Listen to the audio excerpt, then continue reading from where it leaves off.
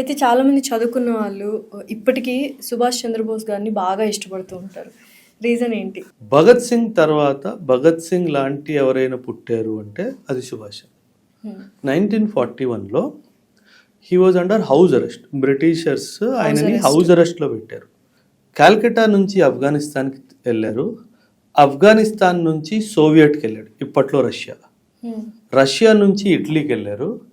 Italy నుంచి జర్మనీకి వెళ్ళి హిట్లర్ కలిశాడు. హిట్లర్ గారిని కలిసిన తర్వాత హిట్లర్ గారిని ఏమన్నారంటే, నాకు నువ్వు సైన్యాన్ని ఇస్తే నేను బ్రిటిష్ వాళ్ళని ఓడించి నా దేశానికి ఇండిపెండెన్స్ తీసుకొచ్చిన తర్వాత నేను మళ్ళీ నీ దగ్గరకు వస్తాను అంటే. ఎందుకు అన్నారంటే, హిట్లర్ ఏమన్నారంటే, ఐ లైక్ యువర్ నేషనలిజం, నువ్వు నా దగ్గర పనిచేయాలి, నేను చేస్తాను, నాకు ట్రూప్స్ ఇవ్వు, నేను ఫైట్ చేసి వస్తాను, నాకు ఇండిపెండెన్స్ వచ్చేసిన తర్వాత వచ్చి నీ బానిసలా బతుకుతాను అంటే.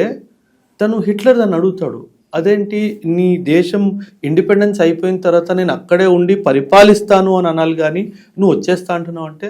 పరిపాలన నా ఆలోచన కాదు, స్వతంత్రం నా ఆలోచన.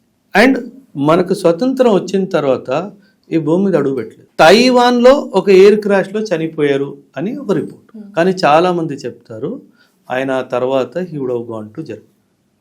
అంటే 1960sలో ప్యారిస్లో ఒక ఈవెంట్లో ఆయన ఏదో ఫోటోగ్రాఫ్లో వెనక కనిపించారు అన్నది కూడా ఒక ఇది ఉంది. అంటే అదృశ్యం అయిపోయారు అంతే, అంతే, చనిపోయినట్టు కూడా తెలియదు, ప్రూఫ్ లేదు.